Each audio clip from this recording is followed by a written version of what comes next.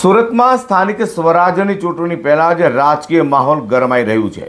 તો સુરતના રાંદેર ગોરાટ રોડ પરના સોસાયટીઓમાં ચૂંટણી પહેલા બેનરો લાગ્યા છે, જેમાં લખવામાં આવ્યું છે કે જે નેતાઓ મંદિર બચાવી શકતા હોય તેવા જ નેતાઓએ વોટ માંગવા આવવું. તેવા બેનરો લગાવી દેતા રાજકીય ગરમાટો ઊભો થવા પામ્યો છે.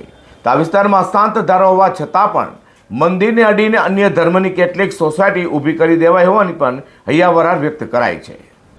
સુરત મહાનગરપાલિકાની આગામી ચૂંટણીના પડઘમ વાગે તે પહેલા જ શહેરના અડાજણ વિસ્તારમાં રાજકીય માહોલ ગરમાયો છે. સુરતના રાંદેર રોડ પરના તાડવાડી સ્થિત ઐતિહાસિક ગોરાટ હનુમાનજી મંદિરની સુરક્ષા અને શાંત ધારાના ઉલ્લંઘન મુદ્દે સ્થાનિકોમાં ભારે રોષ જોવા મળી રહ્યો છે. મંદિરની આસપાસ વિસ્તારોમાં અને સોસાયટીના ગેટ પર વિરોધ પ્રદર્શન કરનારા પોસ્ટરો અને બેનરો લગાડવામાં આવ્યા છે. આ પોસ્ટરમાં સ્પષ્ટ શબ્દોમાં લખાયું છે કે જો ગોરાટ હનુમાન મંદિર બચાવી શકતા હોય તેવા નેતાઓને જ વોટ માંગવા આવવું.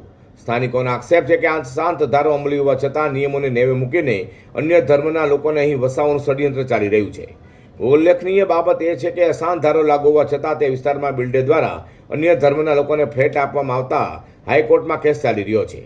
હનુમાન જયંતિના પવિત્ર અવસરે જ આ પ્રકારના પોસ્ટરો સામે આવતા સુરતનું રાજકારણ ગરમાયું હતું અને શાસક પક્ષ માટે આગામી ચૂંટણીમાં મુશ્કેલી ઊભી થાય તેવા સંકેતો મળી રહ્યા છે. મારું નામ શિવલહેરી બાપુ ગોસ્વામી અને આ જે ગોરાટ હનુમાનજી મંદિર બતાવે છે એમનો પૂજારી છું. આ તો બેનર લગાવ્યું એનું કારણ એ છે કે અમારું આ જે મંદિર છે એની એક્ઝેક્ટ બાજુમાં આ બતાવી છે દિવાલ.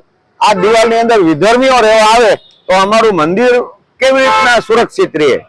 એટલે અમે તો એક જ વાત, અમારી એક જ માંગ, અમારું મંદિર અને અમારો વિસ્તાર જે બચાવશે, જે અમારું કામ કરશે અને જે અમને ખાતરી આપશે કે આ મંદિરની બાજુમાં વિધર્મી રહેવા નહીં આવે એ જ અમારો નેતા. બાકી અમારે કોઈ પક્ષ સાથે લેવા દેવા નથી. રાંદેર ગોરાટ રોડ પરના સ્થાનિક લોકો દ્વારા શાંત ધારા અંગે અનેકવાર રજૂઆતો કરાઈ હોવાથી સાથે વિરોધ પણ કરાયો હોવા છતાં કોઈ નિવડ આવ્યો ન હોવાનું પણ જણાવવામાં આવ્યું છે.